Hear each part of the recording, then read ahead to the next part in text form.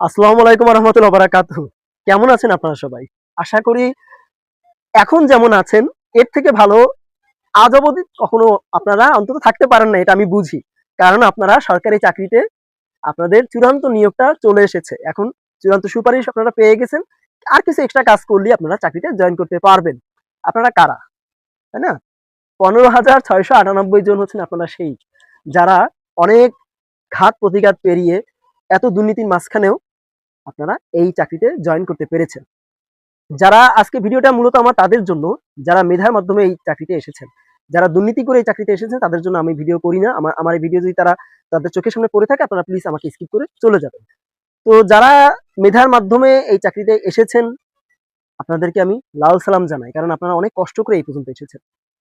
তো আপনাদের হাতে এই মেধা শূন্য যে জাতিটা এখন দাঁড়িয়ে আছে তাদেরকে মানে কিভাবে মেধার ভিতরে নিয়ে আসা যায় তার সবটুকু দায়ভার এখন আপনাদের হাতে। মহান আল্লাহ আপনাদের হাতেই ন্যস্ত করে দিয়েছেন, কারণ আপনারা হচ্ছেন এই শিক্ষা সেক্টরে একেবারে যে বেস যেটা তার কর্ণধার এখন আপনারা। আশা করি আপনাদের সততা, ন্যায়নিষ্ঠা এবং ধৈর্যশীলতা দিয়ে এই সেক্টরটাকে অনেক দূর নিয়ে যাবেন এবং একটা সুস্থ, সুন্দর এবং একটা আদর্শবান জাতি উপহার দিবেন, যে জাতি পৃথিবীর বুকেই মাথা উঁচু করে দাঁড়াতে পারবে। এখন কথা হচ্ছে আজকে দেখেছেন তো যে আমি কিছু কথা বলেছি এখানে, যে থাম্বনেইলেও দেখেছেন যে বলেছি যে আমি যেন আমার যেন জয় হয়েছে, আমি যেন সার্থক হয়েছি, যেন প্রাইমারি চাকরিটা আমিই পেয়েছি। এ কথা কেন বলেছি? আপনারা নিশ্চয়ই জানেন যে 2019 সালে আমি এই চাকরির রিটেন পরীক্ষা অর্থাৎ পিলি যেটা সেটাতে টিকেছিলাম, এবং টিকার পরে আমি কিন্তু সেই চাকরির ভাইবাও দিয়েছিলাম, ভাইবাও ভালো হয়েছিল, বাট আমার চাকরিটা হয়নি। ওই যে একটা আফসোস, ওই যে একটা কষ্ট ছিল মনের ভিতরে যে প্রথম সরকারি চাকরি একেবারে দ্বার প্রান্তে যেও চাকরিটা হলো না, ওই আফসোসটা নিজের ভিতরে এরকম একটা প্রতিজ্ঞা করেছিলাম, যদি আমার কাছ থেকে উদ্বুদ্ধ হয়ে আমার এই ভিডিও বলেন বা আলোচনা বলেন বা আমার টিচিং বলেন, এখান থেকে কেউ উদ্বুদ্ধ হয়ে যদি কেউ একজন এই প্রাইমারি সহকারী শিক্ষক হতে পারেন, সেদিনই আমি সার্থক হব। তো মহান আল্লাহ পাকের ইচ্ছায় আজ আমি সার্থক হয়েছি, আলহামদুলিল্লাহ। তো শুধু সার্থক হলে হবে না, এখন এটাকে সামনে নিয়ে যেতে হবে, আমরা একসাথে মিলে কাজ করব।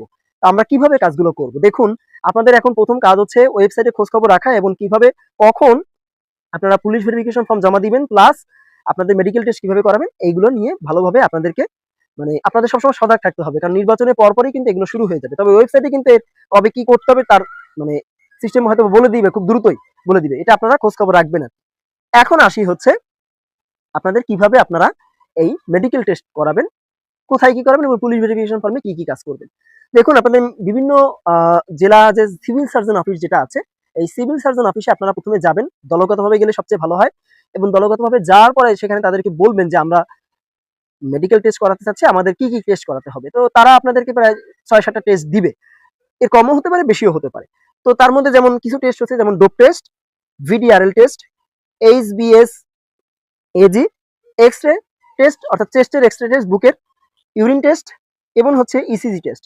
দেখুন, এর কম বেশি হতে পারে, তবে এই টেস্টগুলো সাধারণত হয়, এবং এগুলা করাতে আপনাদের প্রায় ৩ থেকে ৪,০০০ টাকার মতন লাগবে, বা আপনি সর্বোচ্চ ৫,০০০ টাকা ধরে রাখেন আল্লাহর ইচ্ছায়। এবং এই টেস্টগুলো যখন আপনারা করাবেন, এগুলো টেস্টগুলো করানোর পরে নির্দিষ্ট ডেট দিয়ে দিবে যে এই ডেটের ভিতরে করাতে হবে, আবার জমা দেওয়ার ডেটও দিবে। ওর ভিতরে করিয়ে নিয়ে এসে আপনারা আপনাদের জেলা থেকে করালেই ভালো হবে, জেলা বিভিন্ন জায়গা থেকে, বিশেষ করে সরকারি হাসপাতাল থেকে করালে বেশি ভালো হয়, তাহলে সেগুলো খুব গ্রহণযোগ্য হয়। এগুলো করিয়ে নিয়ে এসে আপনারা একটা ফি জমা দিবেন, বিশেষ করে ১০০ থেকে ২০০ টাকার মধ্যে একটা ফি জমা দিবেন, অর্থাৎ যে ফিটা হচ্ছে আপনি একটা সার্টিফিকেট পেতে চান সেই ফি, এবং এই জিনিসগুলো দেখিয়ে সিভিল সার্জন অফিসে জমা দিয়ে ওই ফিটা জমা দিয়ে, অথবা ব্যাংকের মাধ্যমে চালানের মাধ্যমে এনে ফিটা জমা দিয়ে, চালানটা জমা দিয়ে আপনাদেরকে ওই সিভিল সার্জনের যে অনুমোদন অর্থাৎ যে সার্টিফিকেট যেটা, এটা সংগ্রহ করতে হবে, এবং ওই সার্টিফিকেটটা কিন্তু আপনাদের জয়েনিং এর দিনে দিতে হবে জমা। প্লাস আপনারা কিন্তু ওই সার্টিফিকেটে কিন্তু যখন চাকরিতে ইসে আইবাসে যখন বেতন করাবেন না, অনলাইন বেতন, তখন কিন্তু ওই সার্টিফিকেটের কপি জমা দিতে হবে, প্লাস অনলাইন কপিও ওখানে জমা দিতে হবে, না হলে কিন্তু আপনি বেতন করাতে পারবেন না, বা আপনারা বেতন করাতে পারবেন না। এখন বিষয় হচ্ছে যে এই টেস্টগুলা কতটা জটিল এবং কতটা সময় সাপেক্ষ। ডোপ টেস্ট সময় সাপেক্ষ, বাকি যে টেস্টগুলো দেখছেন এগুলো খুব বেশি সময় সাপেক্ষ না, এগুলো আপনারা একদিনেই করাতে পারবেন আল্লাহর ইচ্ছায়, ঠিক আছে। এবং এগুলা জানার জন্য আপনারা প্রতিনিয়ত আপনাদের জেলার ডিপিইও অফিসের ওয়েবসাইটে খোঁজ রাখবেন, এবং আপনাদের যে মেইন যে ডিপিইও অফিস সেখানেও খোঁজ রাখবেন। ওকে, এই গেল হচ্ছে মেডিকেল কিভাবে করাবেন। এবার আসেন হচ্ছে আপনারা কিভাবে আপনাদের পুলিশ ভেরিফিকেশন ফর্মের কাগজগুলো পূরণ করবেন। দেখুন, আপনারা পুলিশ ভেরিফিকেশন ফর্মটা আপনারা ডিপিইও ওয়েবসাইট থেকেও পেতে পারেন, বা আপনাদের জেলার ডিপিইও অফিসের যে ওয়েবসাইট আছে সেখান থেকেও পেতে পারেন। ওখান থেকে সংগ্রহ করে সম্পূর্ণ যেসব তথ্য তারা চাইবে যা যা চাইবে একেবারে এক্স্যাক্টলি দিবেন। বিশেষ করে আপনার নিজ যে জেলার হয়ে আপনি আবেদন করেছেন আর কি, আবেদনে যে জেলা উল্লেখ করেছেন স্থায়ী ঠিকানা হিসেবে সেটা দিবেন।